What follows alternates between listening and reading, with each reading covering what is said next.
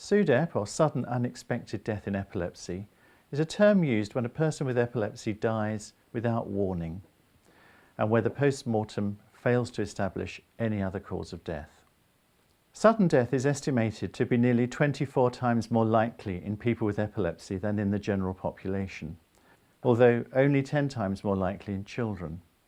SUDEP disproportionately affects young adults, and because of this is a significant public health burden similar to other acute life-threatening events.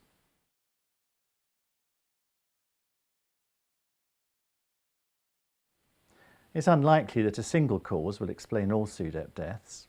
Research is in progress, but substantial work published already suggests that there are overlapping cardiac, respiratory and autonomic domains.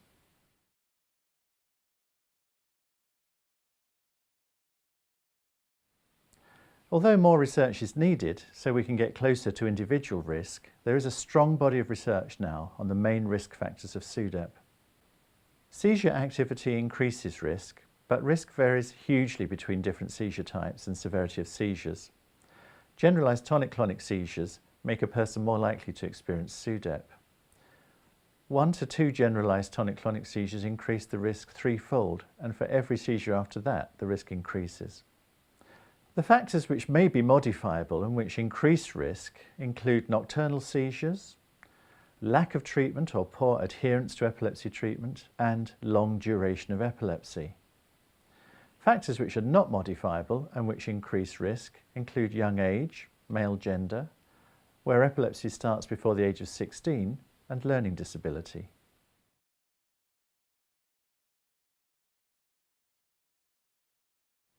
There is enough knowledge on risk factors for SUDEP to tackle prevention. Like cot deaths, we may not know the exact causes and may not be able to put a number on the exact risk that an individual faces, and we can act to reduce risk and use our knowledge to try and reduce deaths. There is evidence from a national study that the potential for avoiding all epilepsy-related deaths may be as high as 40%. We can monitor whether a person's risk is likely to be increasing or decreasing and can focus positively on factors that are amenable to intervention. I personally believe that the reason why we only had 1 death in 15 years in our community epilepsy service in Cornwall was because we paid such close attention to the individual risk management.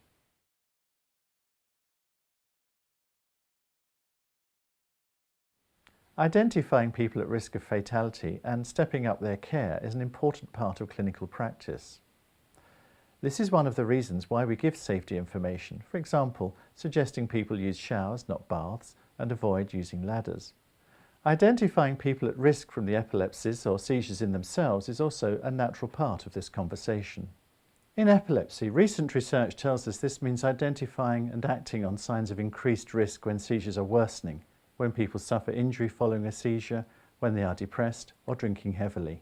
It also means assessing and managing risk in people with risk factors for status epilepticus or SUDEP. Stepping up care and involving the person with epilepsy in what aspects of risk they can positively change may be a life-saving intervention.